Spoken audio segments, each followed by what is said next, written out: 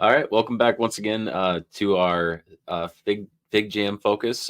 We are starting our part two, and this series for this video, we're going to kind of explain how to set up teams, and then once you have those, how to collaborate and how to even use AI to maybe generate some ideas to get started. So Jeremy's going to take it away. All right, great. So here I'm logged into my FigJam account, and I'm kind of on my main dashboard here. If you want to be able to see the different things that you can do in your different files, I found that two places to click are either on the recents or the drafts. And it gives you slightly two different versions of what you're looking at, but both can get basically to the same places that you want to go.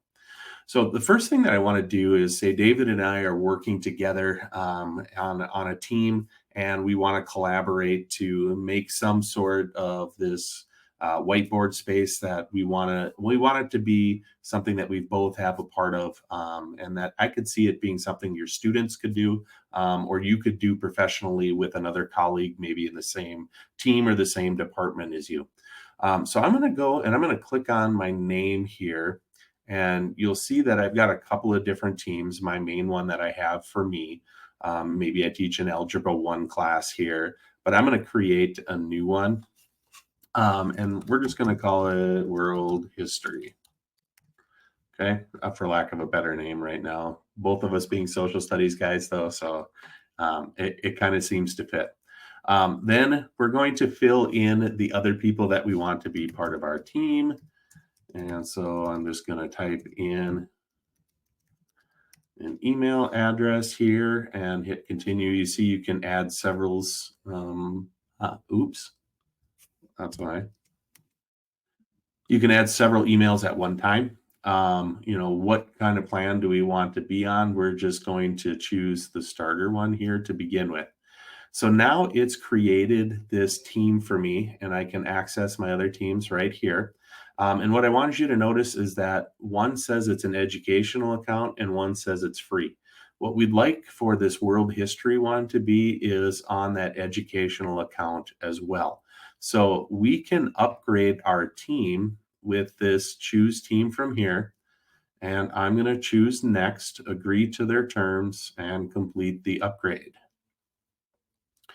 And so now if I go into these here, you'll see that if I switch this selection so that you can see what it says, that the education account is now applied to world history just like it was to mine. And so now David and I can combine on to work on this team project here together. So if I open up this team project file here, and create something new, which I'm going to do. And we're going to just work on a new board. You're going to see that it brought in that blank canvas for me to start with here. And it also opened up this AI generation box for me as well, because it's thinking, hey, I'm AI. Can I save you some time in getting something started here? So I'm going to do, and now look at this. David has joined us. I saw his little blue arrow flying around the screen there a little bit. I'm going to ask it to generate a timeline for, I don't know, what are you feeling kind of European here today? Yeah. All right, I'm going to go for the French Revolution. Good. Because it sounds like there'd be some dates there. And it's now working on generating something here for our project. I've not entered this term in before, so I don't know exactly what it's going to come up with here. Hey, there we go. All right, it brought up some different things here. Now, of course, it is definitely something that has been started with AI, but do we necessarily want to believe everything that AI tells us? Probably not. Like, for example, here, I see this as a French Revolution timeline, but it only gives me some dates here and not really telling me anything about the years that they are. So if I'm a student and I'm dropping this in thinking it's going to do my whole project for me, obviously it didn't. So, but guess what? These fields that are all in here, we can work on and we can edit anything that we want here and actually drop some real dates in there for when these different events occurred. And David, I can see, is kind of over here in another part, working on something in his space that he hasn't really made available to us yet. But we could see that it can definitely become this kind of combined space. There we go. He added in another part there. Yeah, that's not exactly what I wanted. So I think beware of the AI, because if you notice in Jeremy's top left corner, the little star there, that's where you can do some of the AI stuff. So just be aware that depending on what you ask it, sometimes you might not get what you want. It is in beta mode right now, and so FigJam or Figma is working on maybe making it a little bit more, a bit better or more comprehensive. So I had asked it for an image of Louis the 16th, and it generated a whole nother timeline again for whatever reason. So just be aware that you might not get what you're looking for. I thought when Jeremy did it, I thought it did a nice job of at least giving it an initial structure for a timeline, but I did not have the same luck when I was playing around with it. So right. So, but I think it's a good thing to point out too, that as with any AI, don't take it at face value and assume that everything is true. Like these dates are absolutely not. I believe the storming of the Bastille, wasn't that in July? I think it's July 14th. Isn't that Bastille Day? Anyway, so that's kind of a neat thing that you're able to do and to work in this collaborative space here. But there's also some of the other features here as well that we want to be able to kind of show off and demonstrate that you can do. And I'm going to choose to open up here this thing.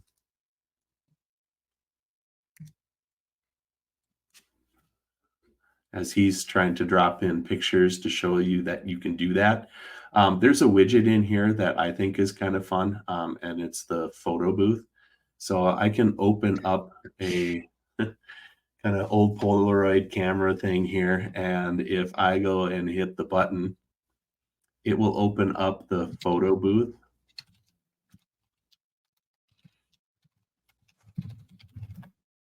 And we'll take a picture of me that I can then choose and drag around and put somewhere.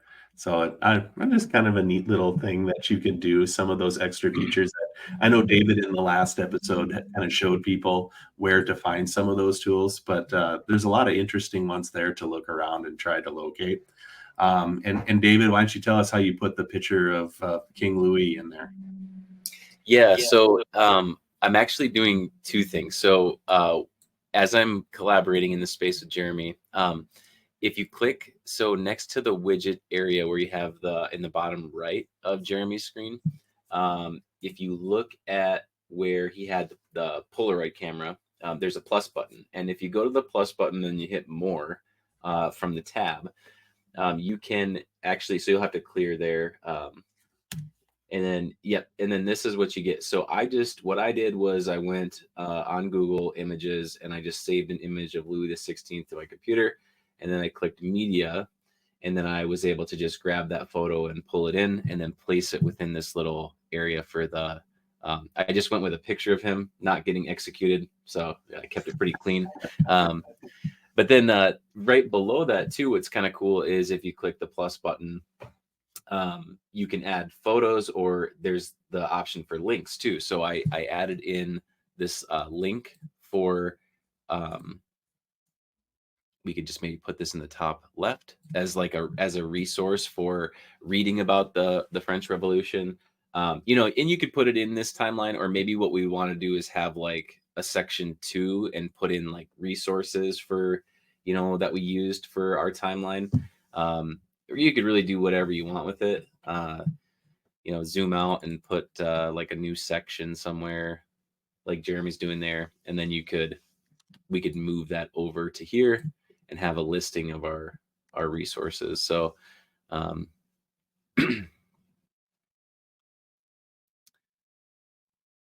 just like that. Pretty cool. And then I think too, it's probably important to point out like this section right here. You know, you could always try to add things in, you know, maybe do it like this and make your timeline a little bit smaller, and then add other dates and move some things over, because, you know, this is a great start, but maybe 6 is not enough for what you're trying to achieve. Maybe your teacher was like, oh, you've got to have, you know, here's your timeline structure. I want you to have 10 significant dates from the French Revolution on your timeline. And those could maybe vary. Maybe you'd have like the starting and the end be the same, but then the students could kind of pick and choose what happens in between and some significant events that they find. So you could see, like, for example, I can totally move this over, right? And I could even select this item, say, and this item, and I just copied and pasted another box, right? So here's a quick and easy way. And then if I grab this again, quick and easy way to drop another event into that timeline that fits in a different location. You know, and you can also probably do the same thing here if I selected one of these shape tools, right? And I bring square out here, for example. I can always then move that on here, add one of the connector tools from on there, which it's hard for me to grab the connector tools. There we go. And link it on there. Of course, you know, what you can do here as well is it doesn't have to be this color, right? I can choose and make it one of these other colors if I have it selected, right? Come on. Oh, there's a new text box with it. I could delete this one. If it's selected, like I said, sometimes it's hard to select different things and move them around, but you get the idea, right? We can explore how to add to it and make it more of what you're looking for. Yeah, very cool. Yeah. There are spots on here, you know, if this is a collaborative thing, that I can, you know, give some comments and feedback for over here onto the side, if that was something that was being added. You know, another thing that I can do here is, you know, maybe want to change the title of this, which we haven't really done that before, but just a good idea to do. Other things that are on here that are kind of fun, like we talked about before, sometimes you just need to go and explore some of those other features that are available to you. I'm going to show this one here, but I think we're going to do something with this a little bit later. So if I had been onto YouTube and I had found Ryan Trahan here, okay, and I'm just going to grab the link here for this video and go back to my FigJam here and find my widget here for YouTube. There we go. And choose YouTube and paste that link. Go. Hey, there we are. On that video, can drop that right in here on the page. And if I did, I'm going to zoom out so I can move this. If I did make this a section, what can I then do with the section? I can hide it so people can't see my video until I actually want them to see my video. David, I see you're doing some other kind of fun things over here in this part of the screen. Yeah, sorry. Okay, so I put in, let's do this maybe. Are you sticking to the theme better than I am and actually choosing some relevant French Revolution things? Yeah, so I I was trying to put in, so like if you look at you have the Google map. Okay, so I'm gonna try to pull in a widget, and I was gonna put in it again. So I looked up the Bastille in Paris, yeah, Google Maps, and then I grabbed the embed code, and I was gonna try to add it here. Okay, so you click open, and then so it looks like you got to leave this on there. I was just trying this for fun. but then you've got the Bastille right here through that little Google widget. If you click open, and then Hey. and then you could always make like you could use like a connector or whatever, and go from here to here, stuff like that. So it's kind of a fun thing. Is that one that you added there, Jeremy, or is that you must just be zooming in on mine? I'm zooming in on yours. Okay. Yeah. So and then you got the connector. Now it seems to me that this has to stay this Google Map. Maybe you want to just do like I don't know if it will. It doesn't look like I can hide it, but maybe I would just lock it in place so that it's can't be deleted like that. Yeah, and then you could always move it maybe off page more into like a space on the side. But I think this is cool because then you got the storming of the Bastille. You have where it is. Maybe you also add in a link over in our resources about the Bastille, and a lot of cool things you could do there with that. So as you've been talking through things, I've been messing around. and when you're actually talking through things, I'm actually paying attention because I'm trying to learn things. So yeah, no, it's cool. You got the YouTube video in there. You've got Google Maps. You got links. Oh, this is the part that I was looking for here.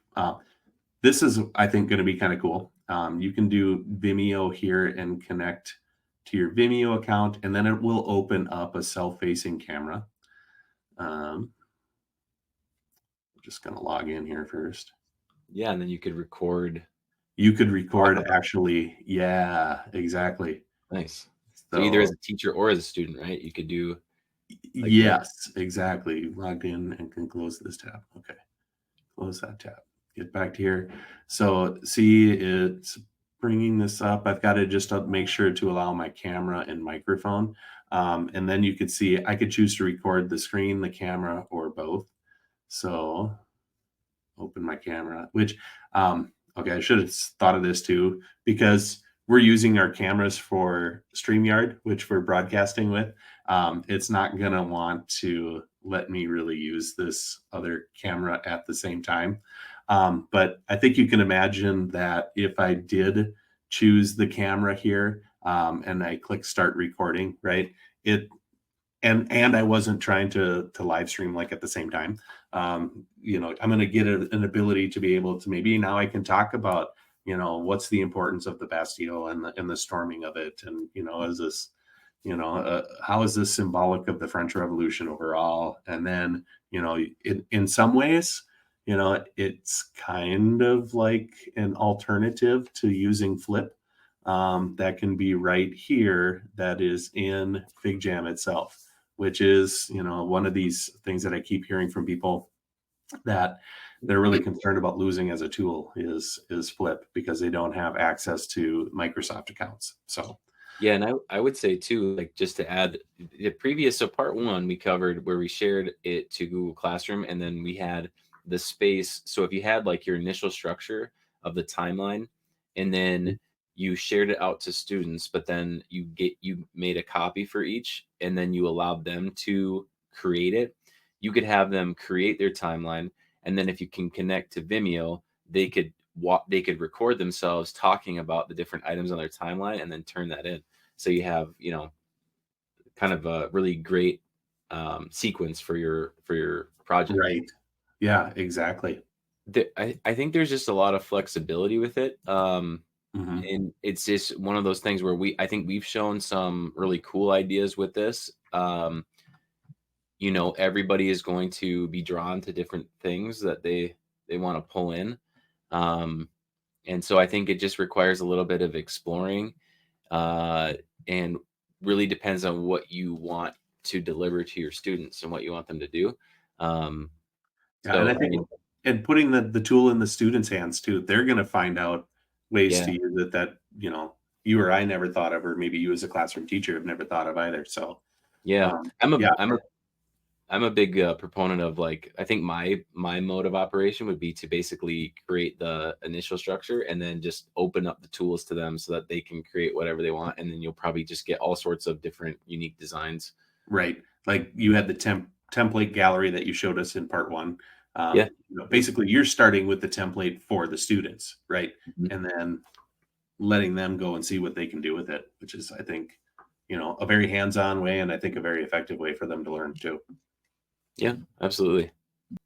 All right, so this has been really fun, being able to play around and explore these different features of FigJam, and some of the AI tools that you can use, and how you can really make it a learning tool to engage your students, but also to make it an effective learning tool at the same time. And so, hope you've enjoyed it. Hope that you can give FigJam a try here. Think about a lesson that you have coming up where you're going to want some collaborative space. That whether it's just a basic whiteboard space, or whether it's going to be that collaborative space for students to do a group assignment with, whatever that happens to be, I think it's a good one to try out. So that's what we have here for this week. Next week, we look forward to meeting with you all again, and we'll explore some other great tech tips, tools, and tricks. Until then, see you later.